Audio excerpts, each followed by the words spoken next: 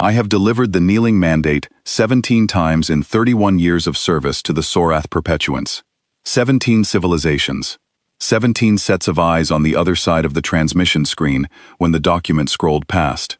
Some weeping, some rigid with a fury they could not afford to spend, some utterly still in the way that living things go still when the body understands what the mind hasn't processed yet. 17 acceptances logged. 17 mandate seals countersigned. 17 new entries in the Perpetuance's long ledger of absorbed territories. I was good at the work. That is not vanity. The mandate requires a particular voice, neither threatening nor apologetic, neither warm nor cold, a voice that simply conveys the arithmetic of the situation. You have this. We have that. The outcome of refusal is documented in the annexes. You have reviewed the annexes. The seal line is at the bottom of the document.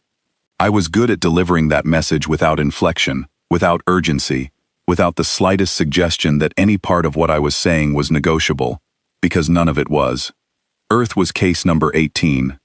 I remember the face of the human representative across the transmission screen, a woman of middle age by their reckoning, gray at the temples, calm hands folded on the table in front of her, a posture I had seen before in negotiators who have already decided something and are waiting for the other party to finish speaking.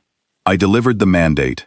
I explained the timeline, 43 standard days to return the countersigned seal, after which the Vorath dissolution fleet, 612 hulls under Fleet Executor Cale Thorn Vasi, would cross the boundary marker at Corridor 7 and proceed to enforce terms. I explained the annexes. I named the 17 prior cases because I always name the 17 prior cases. The enumeration of precedents is part of the voice, part of the arithmetic. She listened. She thanked me for the clarity of the presentation. She said that she would convey the mandate to the relevant authorities, and that I should expect a response within the stated window. She did not look frightened. I noted this in my report as a behavioral anomaly of uncertain significance. Some species are simply poor at displaying fear. The Trethan Collective, case number 11, showed no distress at all during the mandate delivery, and then spent the next 37 days in what their own internal communications described as total administrative collapse. I had seen many ways of not showing fear. I filed the note and moved on. I stayed aboard Tethysaurum because I always stay. The station was one of ours, a relay post we had placed in this corridor 11 years prior, before Earth fell within the Perpetuance's considered expansion boundary. Small structure, 4 active decks, a crew of 48 Sorath administrative staff and sensor operators. I had my own suite of rooms near the operations center. I had my files, my records, the 17 sealed mandates, my personal log. I had, I suppose, a sense of professional pride in watching the acceptance come through. There is a moment, when the countersigned seal arrives in the transmission queue, that I find not satisfying exactly, but correct. The arithmetic resolving, the ledger entry completing. The 43-day window passed.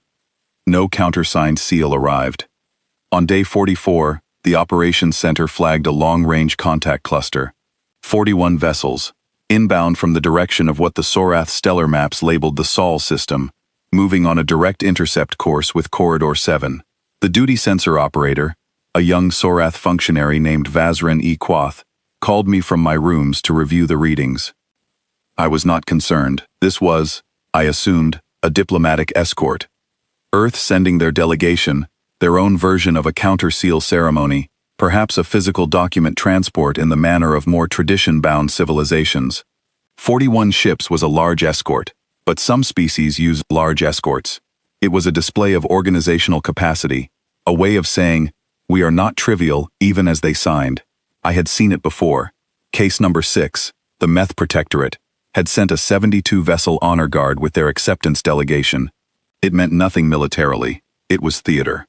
I told Vazran E. Quoth to log the contacts as probable diplomatic convoy, and to forward their transponder signals to the fleet channel so that Fleet Executor Vasi's communication team could prepare the appropriate reception protocol. There were no transponder signals. Vazran E. Quoth looked at me with the particular expression of a junior operator who does not want to be the one to say the obvious thing. I looked at the sensor board. 41 contacts, firm and clear on optical and gravimetric arrays, with no transponder emissions, no beacon codes, No identification handshake of any kind. Running dark. I told him to run a second query on the long-range array. He ran it. The contacts came back in the same positions, same headings, same speed, same total absence of any broadcast signature. He ran a third query on a different array frequency, one calibrated for the shorter range emission bands that some species used for close proximity fleet communications, rather than long-range identification. Nothing. He checked the photon reflection returns that the passive optics array built into silhouette maps of detected objects when the processing time allowed. He pulled up those maps and sat very still for a moment before he turned to show me the screen. The silhouettes were large, not diplomatic escort large, not any of the configurations I had seen in 22 years of mandate work, the multi-deck delegation barges, the honor convoy cruisers, the archival transports that some species sent to carry their physical counterseal documents. These were warship silhouettes, the kind of outline that exists in the Perpetuance's recognition libraries under classifications like heavy assault hull and long engagement dreadnought. Several of them were silhouettes our recognition library did not have a classification for at all. The system flagged them as unknown configuration, no match found, and offered the closest partial matches from the archive, which were hulls belonging to civilizations we had absorbed 30 and 40 years ago, and which these silhouettes exceeded in every dimension. I said this was probably a technical fault on their end. Some species had communication protocols that were simply incompatible with Sorath reception arrays at long range. The transponders might be operating on a frequency our systems weren't calibrated for. I told Quoth to continue logging and to alert me to any change in the contact formation. I went back to my rooms, and I reviewed the annexes on Earth. The Perpetuance's expansion intelligence on Sol system was 11 years old, compiled before our relay station had been placed at this corridor. It described a single inhabited world, 2 secondary habitation nodes of modest population, a naval capability assessed as limited, several dozen vessels of varying age and configuration, primarily used for intra-system patrol and colony escort duties.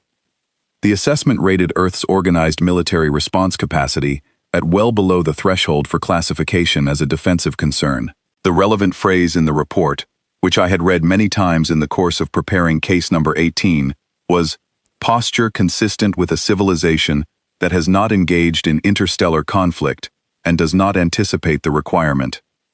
I read that phrase several times in a row.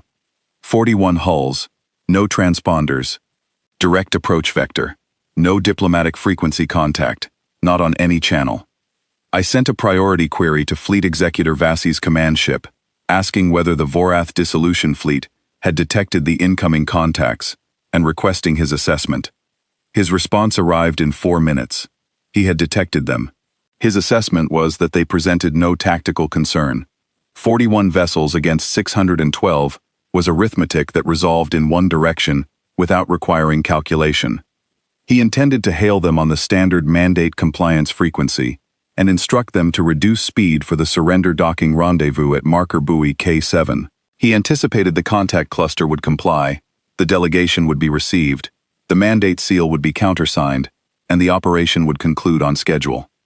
He asked if there was anything else I required from him. I told him no. I sat in my rooms. The operational display on my wall panel showed the dissolution fleet's position, a wide formation of 612 Sorath war hulls, each between 800 and 1400 meters in length, arranged in the standard mandate enforcement spread that the Perpetuance had been using, with minor variations, for the better part of 7,000 years. We had absorbed 40 civilizations with that formation, or formations like it. The geometry was well understood. It worked.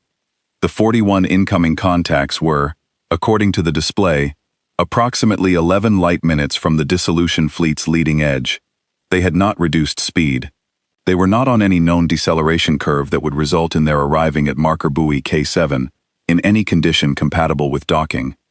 They were not slowing at all. I watched the display for a long time. My rooms felt very small. The Sorath Perpetuance has existed for 7,212 years, as of my last calendar reconciliation. In that time we have absorbed 40 civilizations, expanded our territory by a factor of 31, maintained the kneeling mandate as our primary instrument of civilizational integration, and recorded exactly 0 cases of a target civilization refusing the terms, after having been presented with the full annexes. Not zero refusals. There had been initial objections, protests, appeals, delays, but the full annexes contained documentation of what had happened to civilizations that attempted organized resistance, and that documentation had proven, in 40 consecutive cases, to be sufficient to resolve any residual objections. Earth had received the full annexes. Earth was not slowing down. When the dissolution fleet's long-range weapons opened fire on the incoming contacts, I was in the operations center. It was not a decision I had prompted or requested. Fleet Executor Vassi had authority over tactical engagements, and I was a herald, not a military officer. But I was present when it happened, watching the display, and I watched the first volley go out. 612 ships. The dissolution fleet's opening salvo in a mandate enforcement engagement was calibrated to be overwhelming, not to destroy, but to demonstrate, to show the target formation the mathematics of what faced them, and let the mathematics do the work of completing the surrender.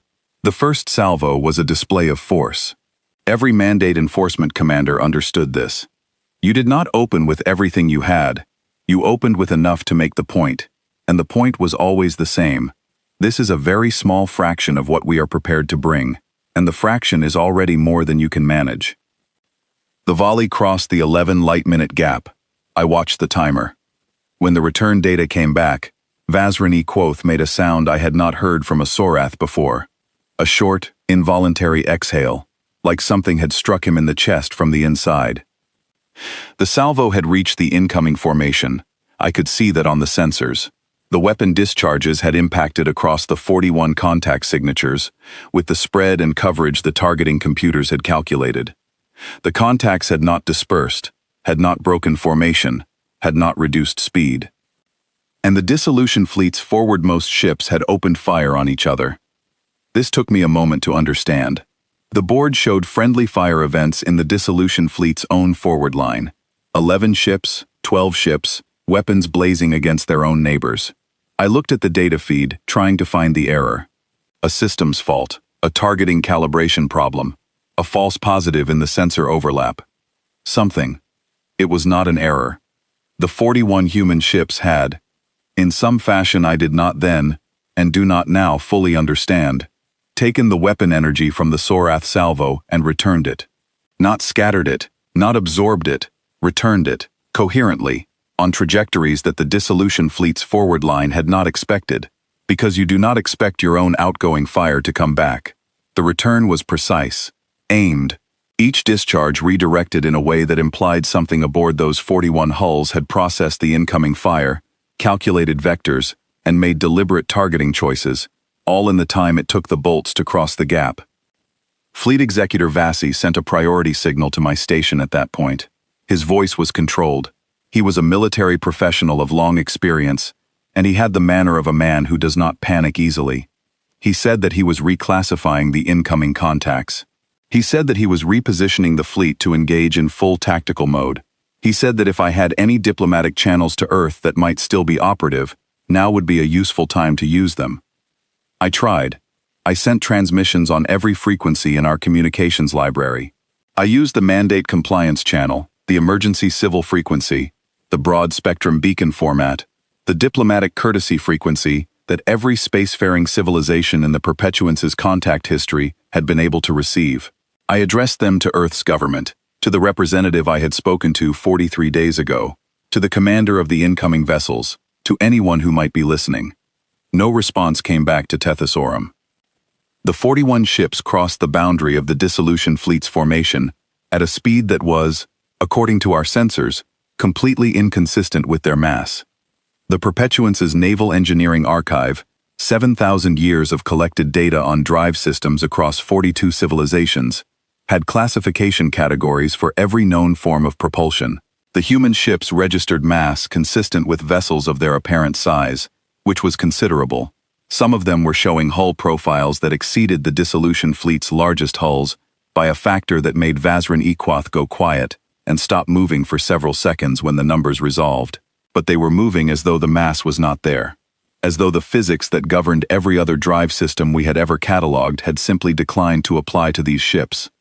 I called up the 11-year-old intelligence assessment on my panel. The phrase, posture consistent with a civilization that has not engaged in interstellar conflict, sat in the center of the screen. I stared at it for a long time. What that phrase had meant, when our analysts had written it, was that Earth had not been fighting anyone. Had not been fighting anyone recently. Had not been fighting anyone within the time frame our assessment methodology typically examined. Had not given the observable signals of a civilization on a war footing. No massive military production. No unusual resource allocation. No mobilization signatures in their public communications. What it had not said, because our analysts had not thought to ask the question in that form, was, had Earth ever fought anyone? Had Earth fought anyone at a scale we would recognize as significant? Had Earth, in the long unobserved history of a species we had not bothered to study in any depth before calculating that they fell within our expansion boundary, done anything that might suggest they knew, with great specificity and considerable historical investment, how to do exactly what was happening to the Vorath dissolution fleet right now? The engagement took 4 hours and 17 minutes. I know that number precisely because I did not stop watching the display for the entire duration, and the display logged timestamps in the corner of every frame. In those 4 hours and 17 minutes, I watched 612 Sorath warships attempt every tactical response in the Perpetuance's doctrine library. The dissolution fleet was not crewed by incompetence. Fleet Executor Vassi was a commander of genuine skill and 46 years of operational experience. He tried dispersal, and the 41 human ships moved through the dispersal as though they had anticipated it, not reacted to it, anticipated it, adjusting their separation vectors before Vassi's ships had fully committed to the spread, as though someone aboard those hulls had read the doctrine manual and was following along with a patience that I found more disturbing than anger would have been. He tried concentrated point defense saturation on individual human hulls, grouping the weapons of 8 and 10 and 12 Sorath ships against a single target, saturation fire that our doctrine rated as sufficient to defeat any known hull type at the relevant scale. The target hulls did not stop moving. They did not appear to be damaged. They did not appear to be working particularly hard to remain undamaged. What our sensors returned was simply, the saturation fire made contact with those hulls, and the hulls continued on their existing trajectories without any change in drive signature, weapon activity, or course. He tried withdrawal to reform at distance, pulling the entire dissolution fleet back 14,000 kilometers to create a gap, to find a geometry that might offer more favorable engagement parameters. The 41 human ships let the rear elements of the dissolution fleet go without pursuit, and then returned their attention to the forward zone. Vassi used the distance to spread the fleet wide and attempt an encirclement, a classic Sorath doctrine maneuver for dealing with numerically inferior opponents, designed to force the inferior force to commit to a defensive formation. The Iron Mandate did not commit to a defensive formation. They moved through the encirclement arc as though the encirclement was a passageway built specifically for them, picking their way through the geometry of Vassi's ships with the unhurried precision of something that had calculated every available path before the maneuver had begun. 2 of the 41 ships held position at the far end of the arc. The remaining 39 moved through the middle. He tried splitting the fleet into 3 engagement groups to force the human formation to divide its attention. The 41 ships did not divide their attention. They processed each of the 3 groups sequentially, in order of nearest to farthest, without altering their formation, without apparent urgency. I keep using the word work to describe what the Iron Mandate's ships were doing inside the dissolution fleet. I don't have a better one. It was not frantic. It was not dramatic in any of the ways military engagements are described in the Perpetuance's long historical record. The fury, the chaos, the desperate maneuvering, the close calls and counterstrokes. It was methodical. Each of the 41 human ships moved with the deliberateness of something that had done this before, at scale, and had no particular reason to be in a hurry. They were not fighting the dissolution fleet. They were processing it. There is a difference, and by the second hour I understood the difference, with a clarity that was doing nothing good for my state of mind. The weapons they used I cannot describe with any technical precision. The Perpetuance's sensor arrays identified energy signatures that had no matches in 7,000 years of cataloged armament data.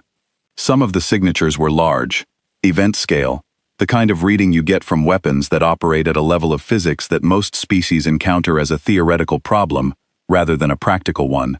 The kind of theoretical problem that gets filed in the archive under speculative physics and marked as not relevant to operational planning, because nothing we had ever met could actually do it. Others were small, almost delicate, the kind of precision that implies a targeting system working at resolutions our targeting computers would have to be rebuilt from scratch to match. Surgical signatures, point applications of energy that our sensors showed arriving at single subsystems of individual Sorath vessels, a drive relay here, a weapons bus there, as though the thing doing the targeting knew the internal architecture of Sorath warships in enough detail to pick specific components to address. Some Sorath ships went dark all at once. Others went dark piece by piece, subsystem by subsystem, in what I can only describe as a sequence, as if the 41 human ships were not trying to destroy the dissolution fleet so much as demonstrating, one system at a time, that they could. The human ships used all of these, selectively, on different targets, which suggested something was making decisions about what each target required and what each target warranted. I could not determine what the decision criteria were. I do not know if those decisions were made by the ships themselves or by crews inside them. In 4 hours and 17 minutes, I never heard a human voice on any frequency. At the 3-hour mark, Vazrin Equoth had stopped logging the engagement data and was sitting in his operator's chair, with his hands in his lap and his eyes on the display and the particular flatness in his expression that I associated with a mind that was trying to place what it was seeing into a category and could not find one. I understood. I was doing the same thing. I had been doing the same thing for 3 hours. At hour 4, the dissolution fleet was down to 11 hulls. Fleet Executor Vassi was not among the survivors. His command ship had been processed in the 2nd hour. The 11 remaining Sorath vessels had formed a tight cluster near the position of marker buoy K7, the same marker buoy where, 6 hours ago, Fleet Executor Vassi had planned to receive the Earth delegation for the surrender docking ceremony. The 11 hulls were not maneuvering. They were holding position. The Iron Mandate's ships were holding position as well, encircling the cluster at a distance, not engaging. There was a transmission on the emergency civil frequency. I was the only Sorath communications officer still at a functional console. The rest of the Tethys staff had progressively retreated from their stations over the preceding hours, and were now congregated in the lower decks in configurations that I recognized, from experience with other species, as the body language of people who are trying to be somewhere other than visible. I was at my console because I was the herald, and there was a transmission on the diplomatic frequency, and it was my job to receive it. The 11 surviving dissolution fleet hulls were receiving the same transmission. It was not voice. It was a text transmission in the Sorath common script, which meant something aboard those human ships had the capability to compose communications in a language that was, to the best of my knowledge, not publicly distributed outside of Perpetuance adjacent diplomatic contexts. The transmission was addressed to the Sorath Perpetuance, attention the Vorath Dissolution Fleet Command, and the Herald representative, Vatan Sol Marak, at Station Tethys. It read, "Your mandate has been received and reviewed. The terms, as presented, are declined. The following is the Iron Mandate's formal reply. The 41 ships present in Corridor 7 represent a limited advance element of Earth's standing fleet capacity. They were dispatched for the purpose of this engagement. Additional elements remain on station at the positions documented in the attached coordinates. The 11 vessels currently holding position at marker K7 are undamaged and will be released to return to Sorath Perpetuance space. Their crews are alive, they are free to leave, no pursuit will be made. Station Tethys is undamaged. Its personnel are alive. Herald Vayan Sol Marak is requested to return to the Perpetuance Council with an accurate account of this engagement. The Iron Mandate will hold position in Corridor 7 for a period of 14 standard days. If no further mandate enforcement activity is initiated within that window, the Iron Mandate will withdraw to the Sol system boundary. If a second mandate enforcement force enters Corridor 7 during the 14-day window, or at any subsequent time, the response will scale accordingly. This is the reply to the kneeling mandate. This concludes the transmission. I sat in my chair and read it 3 times. There was an attachment, the coordinates. I opened it. A set of spatial coordinates in the standard Perpetuance notation format, correctly formatted, using our own system's notation conventions, which implied either that Earth had access to a reference document explaining those conventions, or had reverse-engineered them from our existing communications, and I was not certain which possibility I found less comfortable. The coordinates were distributed across what I recognized, after a moment of orientation, as a significant portion of the Perpetuance's most recently charted expansion corridor, the corridor that contained not just Corridor 7, but the 11 approaches we had identified as the primary vectors of interest for the next expansion cycle, the ones the Council's Territorial Planning Division had been quietly mapping for the past 20 years in preparation for the next sequence of mandate deliveries. Not the old expansion vectors, not the ones that had been in active use for decades, that any monitoring civilization with sufficient sensor capacity might have observed through simple traffic pattern analysis. The new ones. The ones we had been mapping carefully on low-profile survey runs without any public announcement or official designation, because the 20-year planning cycle was an internal council matter and we had not informed anyone outside the relevant planning divisions that these corridors existed or that we had any interest in them. At every set of coordinates in that attachment, there was a contact marker. I pulled up our long-range arrays and queried those positions. The contacts were there. Not 41 ships. Not 200 ships. I stopped counting at 400, and went back to the beginning of the count, and started again to make sure I was reading the display correctly. I was reading it correctly. The number kept resolving the same way each time I ran the query, which is the kind of consistency that stops being a reassurance after the third repetition and becomes its own particular variety of dread. Earth had not sent 41 ships to Corridor 7 to defend against the dissolution fleet. Earth had sent 41 ships to Corridor 7 as a reply. The rest of what Earth had prepared for this conversation was distributed quietly across every approach we had identified as part of our expansion planning, waiting in positions that implied, with a specificity that turned my professional detachment into something considerably less stable, that Earth had known about our territorial mapping before we had delivered the mandate. I understood then what the 11-year-old intelligence assessment had missed. It had looked at Earth and seen a civilization that was not on a war footing, that showed no mobilization signatures, that had no obvious military production curves in its observable data. All of that was accurate, and none of it was the point. Earth was not on a war footing in any of the senses that our assessment methodology had been built to detect, because the methodology had been built on 7,000 years of encounters with civilizations that, when they were preparing for war, looked like they were preparing for war. They mobilized, they produced, they moved resources. They sent the signals that a civilization sends when it is shifting its organizational capacity toward a military objective, signals that are visible from the outside if you know what to look for, and we knew what to look for, and Earth had not sent any of them. But the methodology had been built to detect preparation.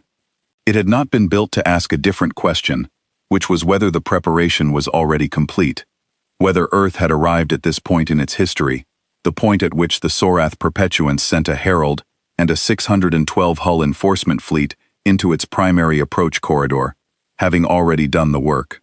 Not preparing. Prepared. Not mobilizing. Mobilized. Not building toward a capacity that would eventually be sufficient. Already in possession of a capacity that was, as of 4 hours and 17 minutes ago, demonstrably more than sufficient for the situation at hand. Earth did not look like it was preparing for war. Earth had simply been ready. There is a difference, and it is the kind of difference that you understand only after someone has illustrated it for you, with considerable thoroughness, at the cost of 601 warships. The woman with the calm hands had not been surprised, not once, in the entire transmission, not by the mandate, not by the annexes, not by the timeline. She had listened and thanked me, and said she would convey the terms to the relevant authorities, and none of it had moved her, and I had filed that as a behavioral anomaly. I had not filed it as information about what the relevant authorities had already been told, long before I arrived on her screen, and what they had already arranged in response. The woman with the gray temples, the calm hands, the posture of someone who had already decided something. She had been waiting for me to finish speaking, yes, but not in the way I had thought. not waiting because she was about to accept. Waiting because she had already set in motion the only response she considered appropriate, and the setting in motion had happened long before I had appeared on her screen to deliver the mandate, and what she had been waiting for me to finish doing was being present for the beginning of a process that did not require her participation to proceed. She had thanked me for the clarity of the presentation. I think about that now. She had thanked me for the clarity of the presentation. The Iron Mandate's ships are still on my operational display as I write this. 14 of the 41 are visible from Tethys Orum's arrays without requiring long-range amplification. They are holding position in Corridor 7, engines at rest, no active weapon signatures, no communication traffic on any frequency. They look, on the display, like 41 dark rectangles against the background radiation of space, hulls that absorb sensor returns rather than reflecting them, running as cold as the void around them. They have been there for 9 days. In 5 more days, if no second mandate enforcement force crosses the corridor boundary, they will leave. No second mandate enforcement force is going to cross the corridor boundary. I filed that assessment with the Perpetuance Council in the same transmission that contained my full engagement report, the coordinates from the attachment, and a recommendation that the Council commission an immediate comprehensive review of every intelligence dossier we hold on every civilization currently within our mapped expansion boundary. The Council has not yet responded to that recommendation. They will. The arithmetic is not complicated. The 11 surviving dissolution fleet hulls left marker K7 8 days ago, as soon as the Iron Mandate's transmission released them. They departed at maximum drive, on a course back toward Perpetuance space. I watched them go on the display. None of them sent any communication to Tethys Orum. I don't blame them. Vazrin Equoth has been in the lower decks with the rest of the Tethys Orum staff. I have not ordered anyone back to stations. There is nothing for them to do. The station is running on automated systems. The sensor arrays are recording everything. My logs are current.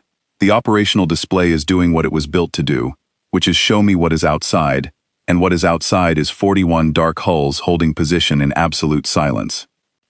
I have been reading the mandate annexes again, the 17 entries, the documentation of what happened to civilizations that attempted organized resistance, which I have delivered as a deterrent to that resistance 18 times. I have been reading them in the context of what I watched happen to 612 Sorath warships over the course of 4 hours and 17 minutes, and I am trying to determine whether the annexes, as a body of evidence, are still doing the thing I always believed they did. I believed they showed, comprehensively, the nature of the Sorath Perpetuance's capacity for organized conflict. I believed that a civilization reading them in good faith could not come away with any conclusion other than that resistance was not arithmetically sound. I had always been proud of the annexes.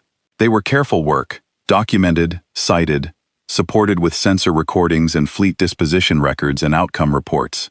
17 cases, 40 years of precedent, every detail included, so that the recipient could perform their own calculation and arrive at the only rational answer.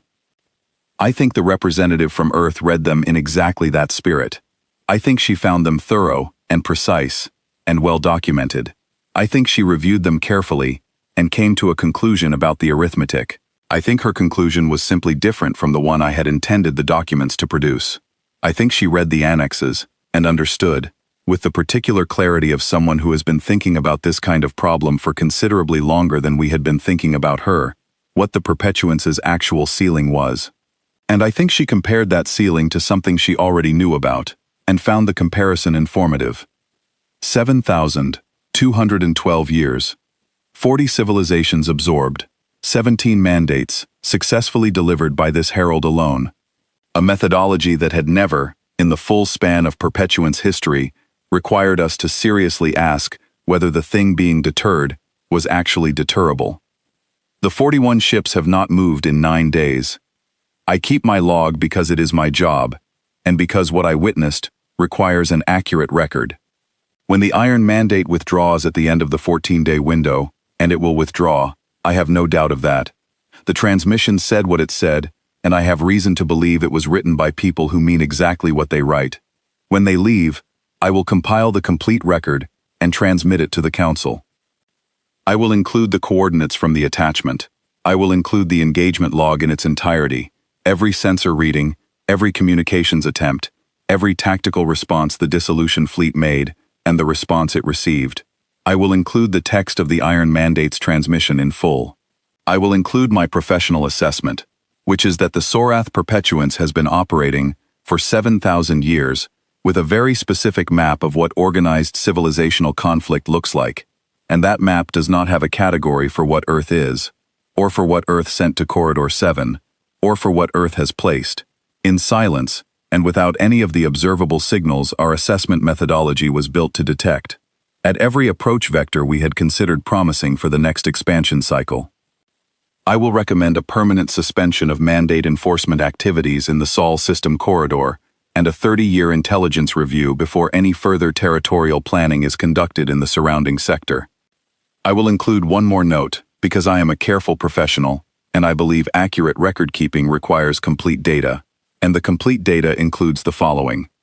When I searched the Perpetuance's archive for any historical reference to the phrase, Iron Mandate, I found nothing. The name does not appear in any of our 7,000 years of contact records, intelligence dossiers, or diplomatic correspondence.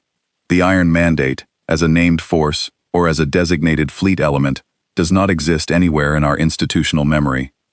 41 ships that are not in our archives. A fleet name that does not appear in our records.